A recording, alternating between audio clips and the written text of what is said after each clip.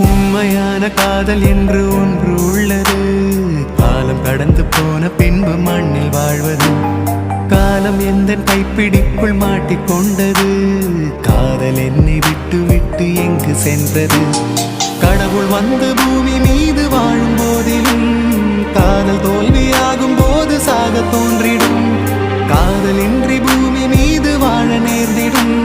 கொஞ்ச நேரம் கூட நரகம் போல மாறிடும்.